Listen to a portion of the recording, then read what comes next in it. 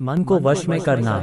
सारे कर्मों को सुधारने के लिए मन के कर्मों को सुधारना होता है, और मन के कर्म को सुधारने के लिए मन पर पहरा लगाना होता है। कैसे कोई पहरा लगाएगा जब यही नहीं जानता कि मन क्या है और कैसे काम करता है? उसका शरीर से क्या संबंध है और कैसे काम करता है? शरीर से कैसे प्रभावित होता है? वह शरीर को कैसे प्रभावित करता है?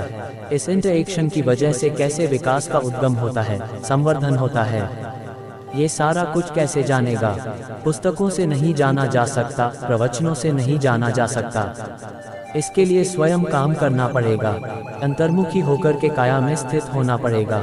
विपश्यना कोई जादू नहीं है, कोई चमत्कार नहीं है, कोई गुरु महाराज का आशीर्वाद नहीं है। ये काम करना पड़ता है, किसी देवी की कृपा नहीं, देवता की कृपा नहीं, स्वयं काम करना पड़ता है। अपने मन को मैंने बिगाड़ा, उसे सुधारने की मेरी जिम्मेदारी है और सुधारने का ये तरीका है। तो हमें गहराइयों में जाकर के ये जो प्रतिक्रिया करने वाला स्वभाव है इसे दुर्बल बनाते जाएं, दुर्बल बनाते जाएं, और मानस का ये साक्षी भाव का स्वभाव है उसे सबल बनाते जाएं। पत्थर की लकीर जैसे संस्कार बनने न पाएं।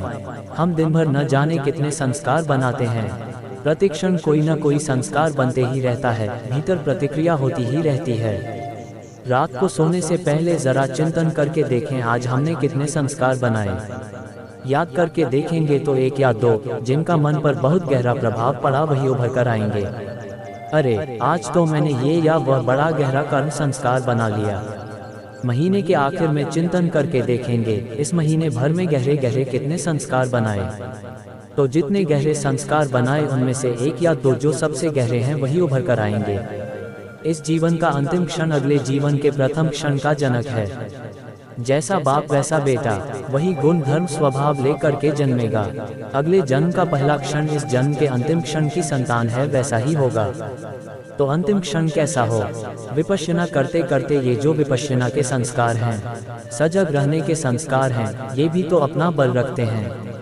ये जागेंगे और मृत्यु के क्षण बहुत पीड़ा की अनुभूति हो रही है।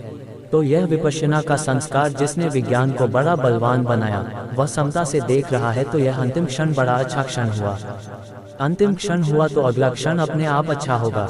लोक सुधर जाएगा तो परलोक अपने आप सुधर जाएगा।